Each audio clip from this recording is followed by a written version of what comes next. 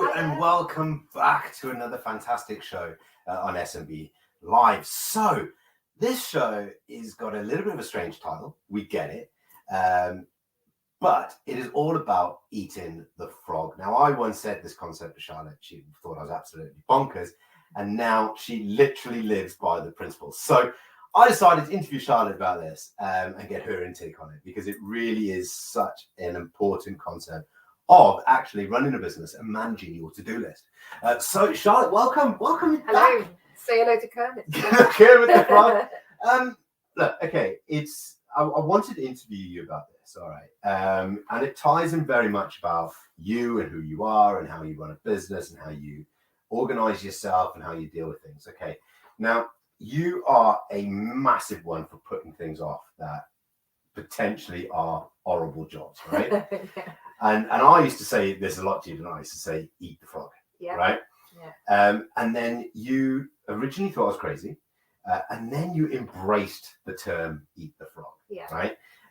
So let's first off, Charlotte, what are we talking about?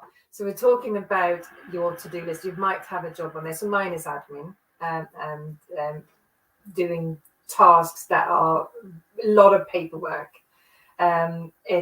It's always one of my sort of things that come, because I kind of like to do that when it's quiet and stuff, so I put it off. And I think it's about doing that to do things first, because if you do that first, it won't sit at the back of your mind and you won't stress about it. You feel so great once you've done that task and ticked it off, and you can just get on with the rest of the day in a really positive manner, because otherwise it's just going to be niggling at the back of your head that whole day. I think that's the point, right, that we need to talk about, really, because I mean, no one wants to eat a frog. Okay, well, some people do, but the reason why we say eat the frog is because it's just a yucky concept. I mean, could you imagine just going to a pond, picking up a frog and eating it? Right, it would just be horrific. And you can call it whatever you want. Well, right? I got a funny thing about this, actually. When I had a soup in a restaurant that I was running at the time, and we put frog's legs on the soup. Well, we sold one soup with frog's legs, right? And none others. None others. No. Look, it is a delicacy around the world, right? But I think that the point that I really want to talk about is actually the powers of making a to-do list in the first place, right? So I'm severely dyslexic. I'm incredibly disorganized. I'm not even going to lie. And one of our relationship strengths is your method of managing my workload for me. And then the way I manage that workload is I create a to-do list. Mm-hmm. And then it's about prioritizing it. And I think that's the point of Eat the Frog. It's about putting those big jobs that you need to do, the ones that are going to potentially take your mind focus, doing those first. I think it's really important for all organizations to, it doesn't matter if you're a large organization or if you're a small organization. You mentioned a really good point. You need to find what makes people sort of tick and how they work, because if you don't know that, you can't support them. So if you're running a big team, you've got to kind of approach them with a manner. So you love the to-do list. I know other people that do a ta-da list, which is when actually they write down the things that they've done that day. That works for some people. You've got to find out what works for you. And if and that's even if you're a solopreneur, that's equally important, because you've got to find a way of how you can manage your days or your week, and how that is successful, because otherwise you are just going to be running around as a headless chicken, not getting anything done. Do you also think that potentially to-do lists is almost a form of self-accountability? Can be. I think one thing that works for many, many people is to do a productivity list of what you absolutely have to do that day to what needs to be done next week. And then maybe list 3 is what can happen in the future. Now, my list of what has to happen that day is always in my diary. Now, all my appointments and everything is in a digital diary. But it's also a to-do list. And that I then have in my head of what needs to be done that day. And if I leave and I haven't done that, I wouldn't feel like I've had a successful day. And that's super, super important. It's one of the most important things that I think all organizations need to think about, because a lot of people will throw tasks at staff, for example, last minute. Yeah. Right. That is never going to feel like that person is then have had a productive, lovely day, and they will go home feeling stressed about the next day. Now, this is a very good point, actually, because if you threw tasks at me last minute, I'd go into overwhelm, right? And you would I would end the up next doing day, nothing. Yeah. I'd end up doing nothing, right? And then that would just build on me and build on me and build on me. And actually, as a result, I'd achieve nothing. I know also a lot of people that have great success when they're business owners and solopreneurs is to have an accountability partner.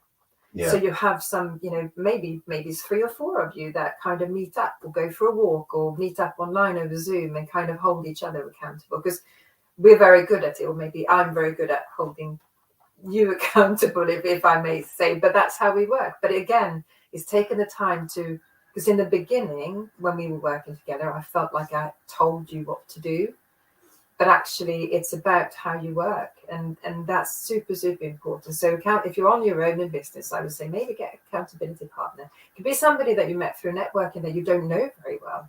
It doesn't need to be your best buddy. Probably better if it's not, actually. Yeah, because this is one of the benefits of a collab or a collaboration office like what we've got with Blue Koala. Which is why we have the frog, because the frog moves. So we ask the people when they come into the office, we've got about 10 businesses. I'll ask, has somebody got a frog to eat? And if they have, they get the little frog on their desk. And it sits on there, and it's just something fun, but it gets you working and it gets you thinking. Okay, so you said admin is obviously one of your biggest. I always, I think, overestimate and think it's going to take such a long time. Yeah. But actually, if I just crack on and do it first thing in the morning, it doesn't take that long. She hates calling the bank, by the way, or the electricity company or anyone like that. Like if she has to do that, I'm out of it. I absolutely bail. I don't think. Do you think anybody likes to call organizations like that? No, I don't think so. If you do, then we'd like to hear from you. Yeah, we'd like to hear from you, because I think there might be a service. I would like to know if people do kind of eat the frog, because I think a lot of people have something in their business that they put off and put off and put off. Yeah, that's a good point, actually. Drop that in the comments for us, because I would like to know what your frogs are. I'd like to know what jobs out there you really hate doing. And actually, we can utilize that in another show when we start talking about collaborations. Absolutely. So that's a really good tip. Okay, so you are very much to-do list focused. Okay, whereas you get your to-do list and you move that to-do list from one page to another. I've noticed. Where me, I put onto a notepad and I go down and I work it. But I'm interested, right? What is your tips? Give us some tips, hints and tips around creating a to-do list.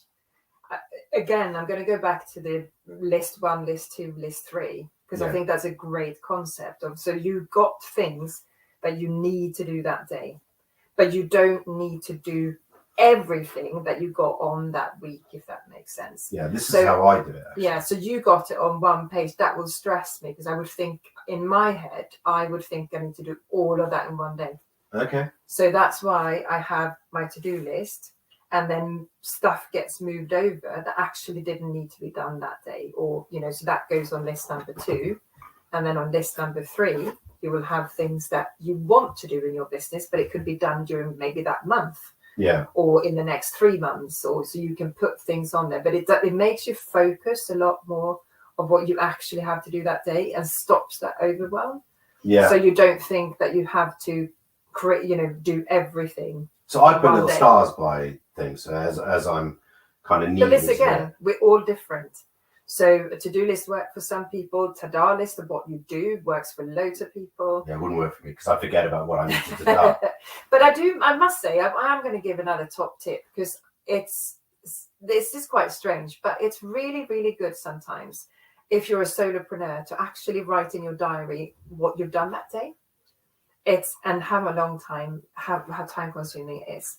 So we've done this exercise a lot. I know where you're going with this, actually. Yeah, and absolutely. I think that was actually one from Mark Wright. I'm going to give you a little shout out. But it's about, because you think sometimes that some jobs, like I think that admin is going to take me hours. Actually, it doesn't. So just eat that frog. And then you think, oh, social media, that only take me an hour. Actually, It's not a full-time job. It takes like 3 hours maybe. So it's about writing down and filling your deck so you actually can give yourself accountability. But you know where it comes, do you know where else it comes in? Absolutely paramount is when you employ someone. Mm-hmm. Because then you know how long those jobs took you. Yeah. So then you have a better idea of how long those jobs should take someone else. Yeah. And that's a great topic. And this is something that I've applied to other businesses that I've had in the past, especially within the hotel and events and management and stuff, because actually I know exactly how long each job takes. So they can't get away with the fact that, oh, that took me 3 hours. No, it didn't. Because I know that you can do that in an hour. And it's a really good skill to have for future, if you're employing, or even if you're outsourcing especially, because if you're outsourcing, say you want to outsource the admin to a VA, I know how long that job will take me. Yeah. So I know roughly how long that should take somebody else. And if they're professional in their job, it probably take them a little bit less. But it's a great top tip to remember. We also talk a lot about collaborations and outsourcing, right? And I think that is it's a whole subject anyway, right? Yeah. But what can people do that can't afford to outsource? Like, is there a way that you would suggest? Well, okay, we'll do this. So admin jobs, your admin job, I'd love to be able to outsource that, right, to someone else. Yeah. But we can't afford to do that, so we don't.